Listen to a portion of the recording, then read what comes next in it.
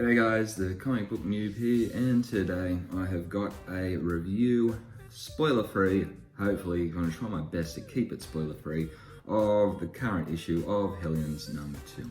So stick around and let's review this book.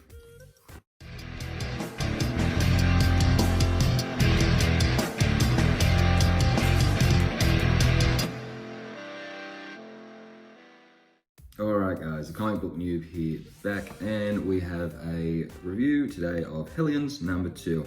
Now this book was actually suggested on my last video, my weekly comic book haul. I think the link will come up here.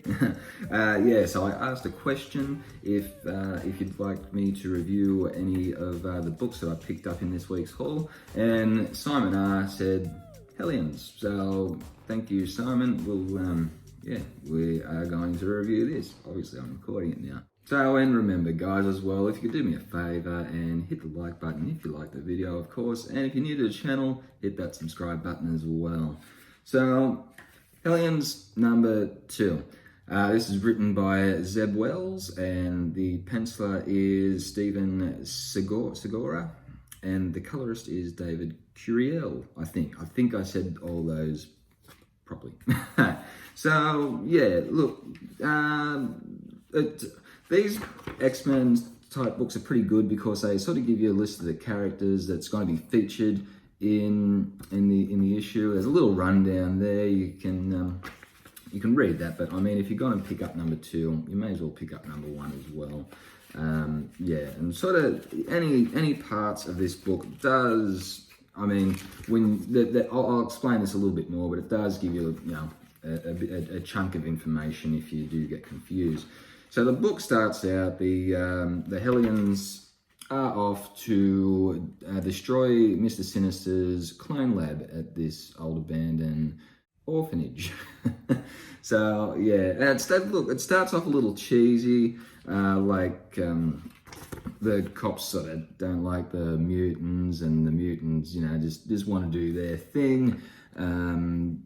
And yeah, Wild Child sort of goes off because the dog sort of sets him off, and he attacks the officer, and it's all sort of just, yeah, so that's all sort of a non-eventful start to the book. Then they're off into the orphanage to try and get to this clone lab of Mr. Sinister's and destroy it. So also, this confused me a little bit. I don't think this is a spoiler, but just bear in mind that it might be. So, and he's a pretty lackluster character anyway, so I don't think it is. But this Grey Crow fellow shoots Empath. So I don't know whether he killed him or just wounded him. I don't know. I didn't quite get that. That sort of threw me off a little bit. But yeah, so they're off into this lab, and they come across clones of the Marauders. So I don't know, I haven't read any of the Marauders, so I don't know if it's like the current team of Marauders or it's an older team or what, but apparently they're clones of clones of clones, as this little description here sort of tells you. And then it goes down here with all the mutants' names and their abilities. So that sort of clears things up a little bit. So basically, what I can gather is they're being controlled by Madeline Pryor, these clones of the Marauders.